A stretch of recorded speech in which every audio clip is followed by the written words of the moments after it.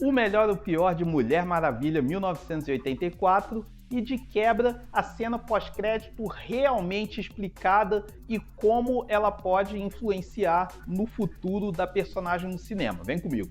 Começando mais um Outcast, eu sou César Monteiro e já avisando que esse vídeo aqui vai ter bastante spoiler, então é recomendado para você que já viu o filme, até para a gente poder trocar uma ideia. Eu já fiz um vídeo sobre o filme, mas não era uma análise, era só contando o que acontece. Vou até deixar aqui no card. E nesse vídeo eu não comentei a cena pós-crédito simplesmente porque, inexplicavelmente, não passou na sessão para a imprensa. Então agora sim eu vou poder explicar o pós-crédito. Para início de conversa, eu sou super a favor desse clima mais de esperança dos filmes da Mulher Maravilha. Tanto o primeiro quanto esse daí. Esse daí é até um pouco mais acentuado. Porque aquela coisa pesada do Zack Snyder, ela funciona muito bem pro Batman. Superman e Mulher Maravilha não pode ser sombrio. Pô, Superman e Mulher Maravilha são semideuses. O tom do filme tem que ser outro. Então eu acho que o clima desse Mulher Maravilha 1984 é perfeito. A sequência inicial é arrebatadora. Aquela sequência da Diana ainda criança, participando daquela competição das Amazonas, e aí ela é impedida de realizar a prova final, que era justamente que ela ia vencer a competição, mas ela é impedida porque ela trapaceou, que ela arrumou aquele atalho, né? Então ali ela já aprende a importância da verdade, da virtude, que é o mote que vai permear o filme até o final. Que alegria foi ver o jato invisível, que não rolou no primeiro filme, mas a gente já desconfiava que nesse 1984, uma coisa mais anos 80, né, fosse rolar o jato invisível, que gerou tanto meme, né, como é que a Mulher Maravilha encontra o jato invisível, e a forma como ele foi inserido no filme eu achei perfeito, né, e o efeito especial para aparecer o avião invisível, que corria muito risco de ficar um negócio ridículo, mas ficou muito legal ali. Pô, eu achei muito acertado. Não, a ambientação dos anos 80 foi muito bem cuidada, os figurinos, a direção de arte, principalmente ali na cena do shopping, né, do assalto. Inclusive aquela cena ali, não só a ambientação, mas o clima dela, né, bem de filme de aventura dos anos 80 mesmo. Inclusive do seriado da Mulher Maravilha, né, que o seriado é dos anos 70, ele foi ao ar de 75 a 79, mas nos anos 80 rolava as reprises ainda, né? E os figurinos são também uma coisa que vale a pena a gente destacar aqui, porque os figurinos desse Mulher Maravilha 1984 são incríveis, os figurinos da Diana, os figurinos da Barbara, principalmente os figurinos da Barbara. E por falar em figurino, tem a armadura dourada, vista na HQ do Reino do Amanhã, e que os engraçadinhos dizem que é a Mulher Maravilha com a armadura de ouro do Cavaleiros do Zodíaco. Desde o trailer eu achei uma coisa muito legal, mas eu acho que eles podiam não ter mostrado isso no trailer. Eu acho que teria um impacto maior se deixasse para mostrar no filme. Assim, para ser um spoiler do filme. A trama é aquilo, né? É engraçado que eu acertei muita coisa nesse vídeo aqui que eu vou deixar no card, que gira em torno da Pedra dos Desejos. A pedra que concede desejos, mesmo que eles não sejam feitos conscientemente, né? Porque a gente vê que, a princípio, a Mulher Maravilha e a Bárbara, quando acham ali no Smithsonian, né, entre as antiguidades do Smithsonian onde elas trabalham, elas acham que elas não dão muito crédito para aquilo, mas só que a pedra sabe o que elas desejam, né? Sabe o que está no coração delas. Mas aí o Maxwell Lord, de posse da pedra, tem como desejo ter os poderes da pedra, e aí que surge o super vilão. E aí, do desejo da Mulher Maravilha, surge o Steve Trevor, e no desejo da Bárbara surge uma mulher sensual, poderosa, super forte, que depois vai se transformar na Mulher Leopardo. A Gal Gadot, mais uma vez, defende a Mulher Maravilha com muito carisma, com um charme incrível. 1984 mostra que Mulher Maravilha não podia ser outra atriz mesmo, tinha que ser a Gal Gadot.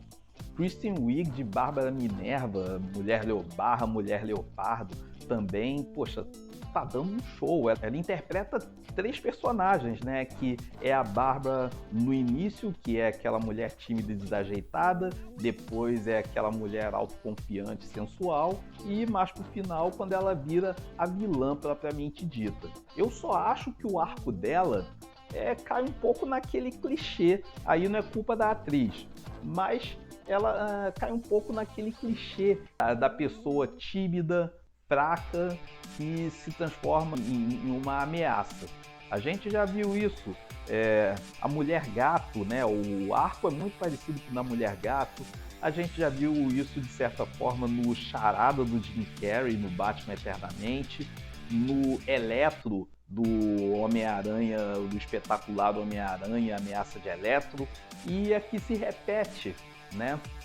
Agora, a gente tem que realmente reconhecer que o trabalho do Pedro Pascal como Maxwell Lord, aquela mistura de Donald Trump com Lex Luthor, é um trabalho inspiradíssimo. Já o Steve Trevor do Chris Pine, ele vai servir de escada. No primeiro filme já servia, só que nesse mais ainda, né? Porque se no primeiro filme ele tinha a função de guia da Diana no mundo dos homens, nesse aqui ele tá vindo lá do passado e aí a Diana passa a ser a guia. Ou seja, ele é reduzido mesmo à escada. Mas não dá para considerar desastre não. Só que diante do trio, né, Diana, Barbara e Maxwell, com certeza o Steve Trevor ele perde muito e o personagem fica muito empalidecido. A direção da Patty Jenkins, ela continua firme como no primeiro filme, mas como bem disse o meu amigo Thiago Sardenberg do Clube do Pop, do Quanto Mais Filmes Melhor, abração Sardenberg, sem a mão pesada do Zack Snyder, a Patty Jenkins está mais solta, e realmente a gente vê que se no primeiro filme ela era meio que uma diretora contratada, esse daí ela realmente é a manda-chuva. E é muito legal ver que as influências do primeiro filme continuaram bem fortes aqui. As principais influências para o primeiro filme foram o Superman do Richard Donner e Caçadores da Arca Perdida.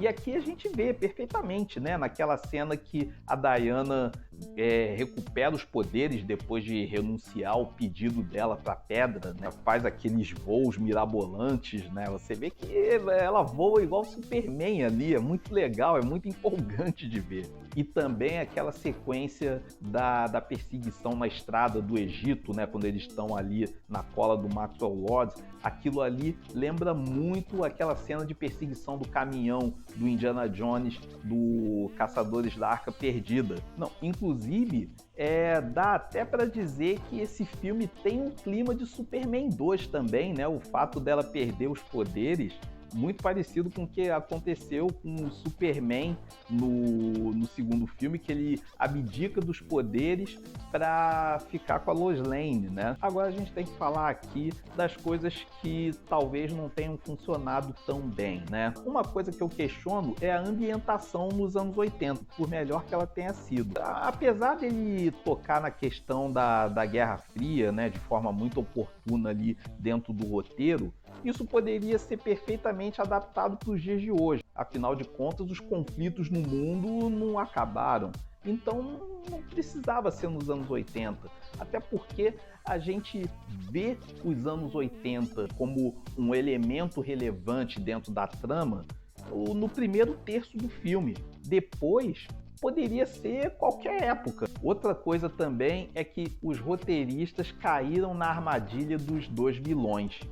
A gente sabe, e não é de hoje, que 2 vilões costuma dar problema nesse tipo de filme, porque sempre vai ter um que vai ter um arco menos desenvolvido. No caso aqui, o Maxwell Lord ele tem todo o seu arco muito bem desenvolvido, mas a Bárbara vai até certo ponto. A transformação dela em Mulher Leopardo é uma coisa corrida. A principal inimiga da Mulher Maravilha merecia um desenvolvimento melhor. A atriz tá ótima, tá perfeita, Kristen Wiig, mas à medida que o filme vai avançando, ela vai ficando cada vez mais à sombra do Pedro Pascal, justamente porque tem mais holofote em cima do Maxwell Lord. Então, Patty Jenkins, Geoff Johns e David Callahan realmente deveriam ter se ligado mais nessa armadilha de utilizar dois vilões num filme de super-herói. E por falar na Mulher Leopardo, o próprio embate dela com a Mulher Maravilha, quando ela já está sob a forma de Mulher Leopardo, né? Porque elas têm um embate na Casa Branca, quando ela ainda é a Bárbara, só que muito forte, e a Mulher Maravilha com os seus poderes ali enfraquecidos. Mas aí, quando a gente vê a Bárbara já transformada em Mulher Leopardo contra a Mulher Maravilha, assim, eu acho que o embate podia ter rendido mais. Apesar da Mulher Maravilha ter recuperado seus plenos poderes, está muito poderosa, eu acho que o embate podia ter rendido mais ali. No geral, eu gostei de Mulher Maravilha, apesar dessas pequenas reclamações aí que eu fiz.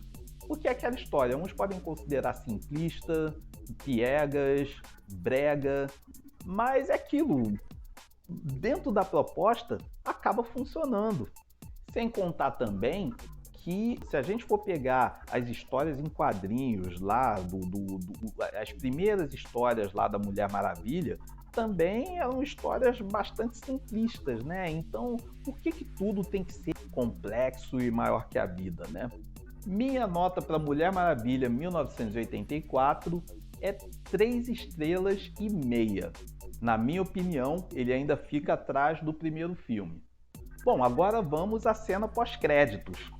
Aquela mulher que impede o poste de luz de cair em cima do carrinho de bebê é a Lynda Carter, é a Mulher Maravilha do seriado dos anos 70. E quando é perguntado qual é o nome dela, ela responde que é Astéria. Astéria é a dona da armadura dourada da Mulher Maravilha, que mais cedo no filme ela explica que aquela guerreira é uma guerreira amazona que ficou para trás no mundo dos homens para garantir que as Amazonas pudessem voltar para sua terra, e que a Mulher Maravilha tentou achá-la, mas só encontrou a armadura. Isso acena para o seguinte: o encontro pode perfeitamente acontecer no próximo filme. Muita gente está dizendo que essa cena pós-crédito foi só um aceno para os fãs, mas não, isso daí pode render uma participação maior da Lynda Carter no terceiro filme, e inclusive como uma mentora da Diana, da mesma forma que o Batman do Michael Keaton vai aparecer em Flashpoint como um mentor. Agora eu quero saber de você. O que achou de Mulher Maravilha 1984? Coloca aqui nos comentários. Tá chegando agora no canal? Se inscreve para não perder os próximos vídeos que vem por aí. Segue a gente também nas redes sociais, que tem coisa muito legal lá. E deixa aquele like para fortalecer aqui o vídeo. Muito obrigado pela audiência e até o próximo.